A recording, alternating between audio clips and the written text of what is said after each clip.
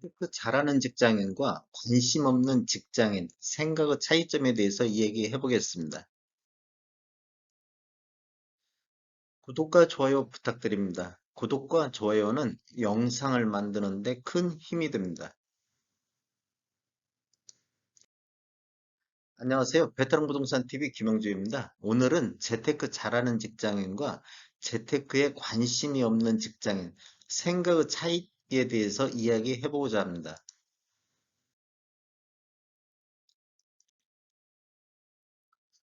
재테크 잘하는 직장인, 재테크에 관심이 없는 직장인, 요것은 둘 다 누가 옳다, 그르다, 요렇게 판단할 수 없고, 이건 각자 생각의 차이기 때문에 제가 그동안 경험했던 거 위주로 한번 이야기해 보겠습니다.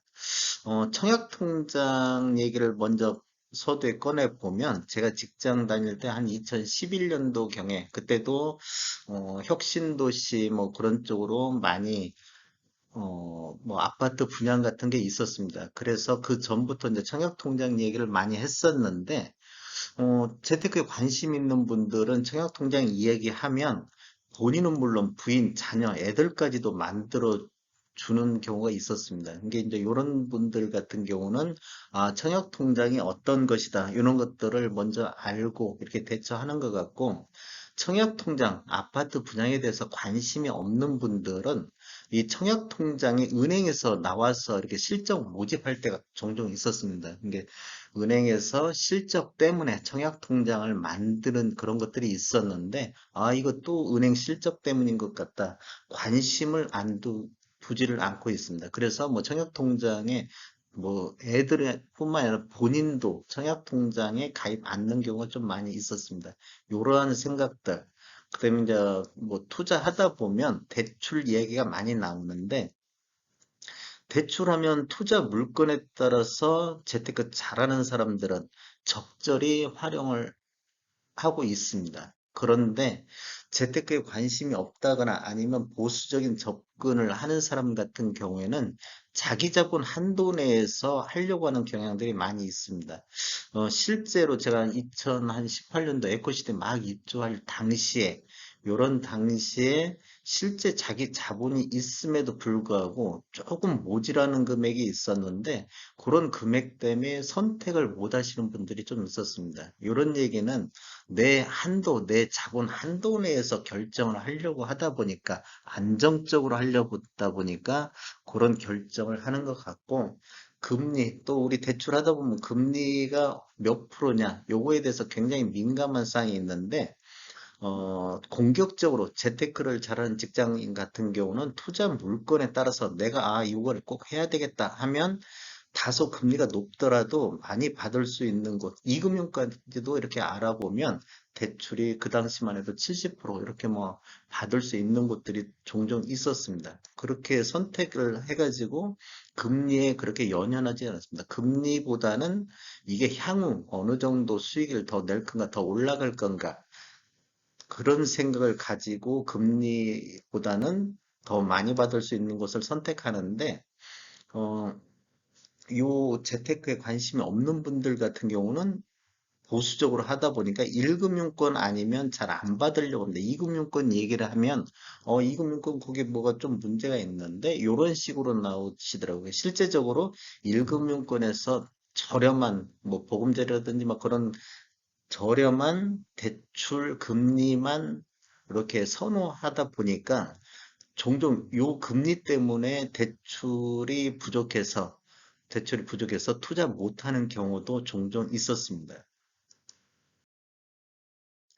그 다음에 또 생각의 차이점인데 이사할 경우가 생겼습니다. 이게 저도 이제 이 직장 다닐 때 이런 분들이 있었는데 군산에서 전주로 똑같이 이사를 왔는데 그때 뭐 전주 서신동이나 인우동이나 아파트 가격 차이는 그렇게 크게 없었습니다. 근데 이 잘하시는 분들 같은 경우는 향후 시세 차익이 갈 만한 장소, 이게 그때만 해도 좀 오래전 얘기인데 서신동이 막 98년도 동계 유니버시아 대여 하면서 그때 한참 아파트가 굉장히 많이 공급돼 있었는데 그쪽은 향후에 시세 차익을 볼 수 있는 단지, 이런 단지를 선택을 해야 되는데, 굉장히 시끄럽고 새로 만들어졌기 때문에 그런 데를 선택을 않고 조용히 살 수 있는 내 아파트, 내가 조용히 살 수 있는 아파트, 뭐 인호동 쪽 같은데 그런 데 예전에 선택을 하셨는데, 이제 이분이 다시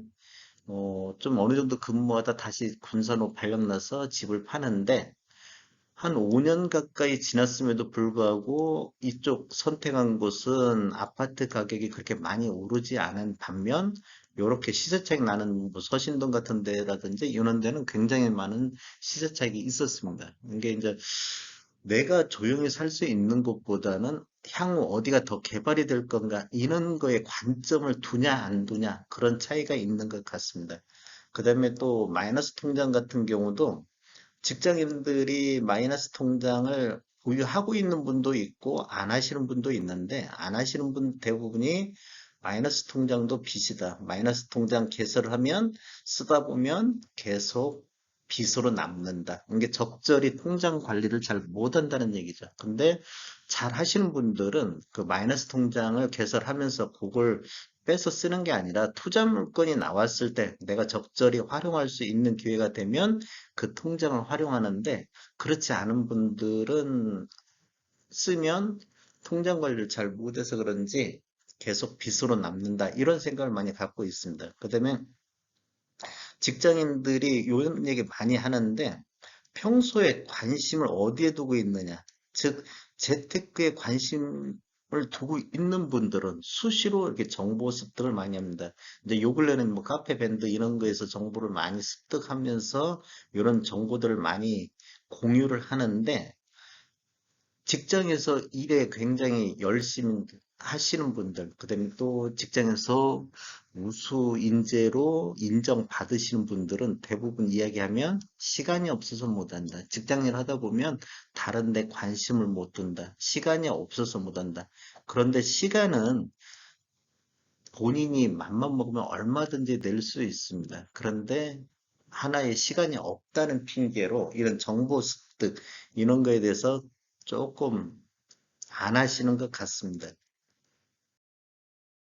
근데 이제 투자 결정 같은 거 이렇게 보면 실제적으로 이렇게 잘 하시는 분들, 저희가 이제 제가 실제적으로 이제 부동산 하면서 이게 오셔가지고 이렇게 정보 파악하시는 분들이 굉장히 많아요. 근데 이제 이런 의견들을 묻고 가시는 분들이 많은데, 이런 건 하나의 중개사라든지 분양사가 이렇게 하는 것들은 하나의 참고 자료로만 되지, 투자할 때는 본인이 나 이거 이렇게 해야 되겠는데 요거 해주세요 딱 해갖고 이렇게 본인이 선택해서 본인이 뭐 해달라고 하시는 분들이 굉장히 많습니다. 그런데 이제 재테크에 관심이 없고 정보가 좀 부족하다 그러면, 중개사라든지 분양사들이 어떤 물건 요거 이렇게 해갖고 수익률이 몇 프로 나옵니다, 그렇다 이 얘기 하다 보면 거기에 굉장히 빠져들어가지고 한 번 그런 이 얘기 수익률에 꽂히면 그 다른 생각을 거의 못하고 결정을 하시더라고요. 근데 지금도 예전에 같이 다녔던 직장 동료분들도 오셔서 하면 어, 월급 타가지고 지금도 상가 공실이 있어갖고 이자 메꾸고 있다.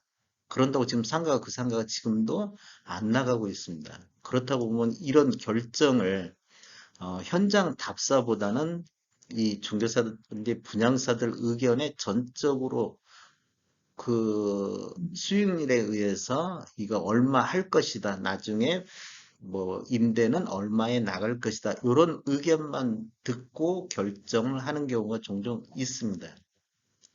그다음에 이제 투자 타이밍도 한번 보면 잘하시는 분들은 자기가 이미 마음의 결정을 딱 했기 때문에 어떤 물건 딱 다 알고 있습니다. 그래서 사전 정보가 있기 때문에 이거 해야 되겠다 하면 바로 신속하게 결정을 합니다.